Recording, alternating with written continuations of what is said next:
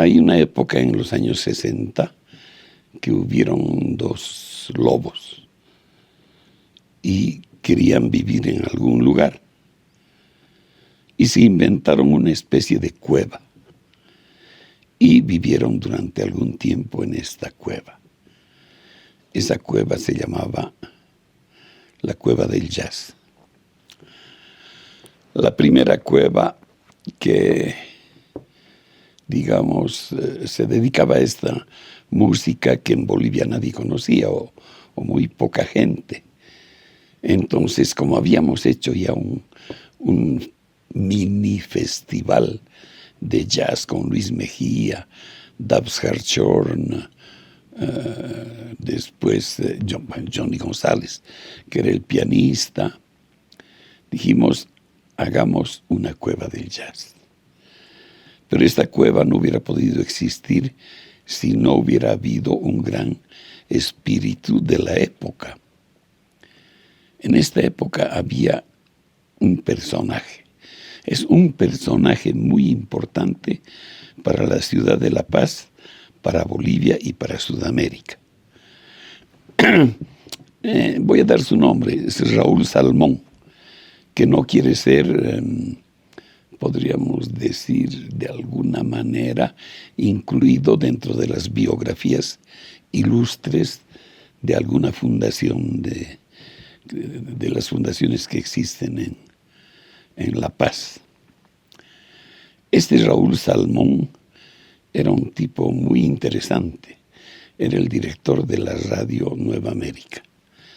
Y su esposa era Elvira Llosa, doña Elvira Llosa. Los dos eran teatreros.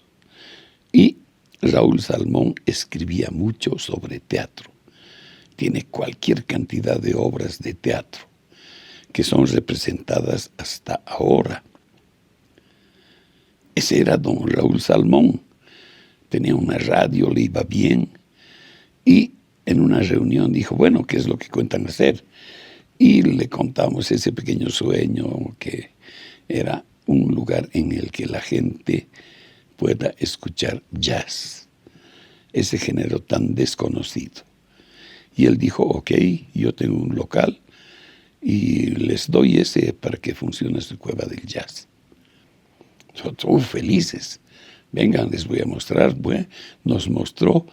Y generalmente las cuevas de jazz, les caves de jazz, se han originado en Francia, en subterráneos, que antes eran bodegas, y porque en París hay montones de subterráneos. Entonces eran cuevas de jazz, cave, que también al mismo tiempo es cave de vinos, cava de vinos, ¿no? Entonces esta era no en subterráneo, era en altura. O sea, teníamos que subir unas 20 gradas y ahí habían dos ambientes en el que dijo, aquí pueden hacer la cueva del jazz. Y dijimos, sí, pero tenemos que ver las condiciones y demás. No, dijo no, Raúl Salmón, eso es de ustedes y utilizan como les da la gana. Así nació la cueva del jazz. Genial. Johnny González al piano, Dubs Hartshorn al contrabajo, Doug de Carlo a la batería y, digamos, el susodicho aquí presente a los instrumentos bolivianos, es decir, la quena, la zampoña y un instrumento que inventé, que era el tarcófono, que era una mezcla de tarca y de saxófono. Es decir, en realidad le puse a una tarca una boquilla de saxo y sonaba horrible. Por lo menos es lo que nos decía el público.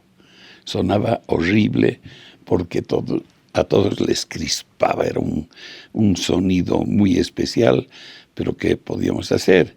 Estábamos haciendo lo que en esa época también estaba de moda, el jazz moderno, el jazz podríamos decir, no me gusta mucho la palabra, pero contemporáneo. Pero en la cueva nos fue muy bien.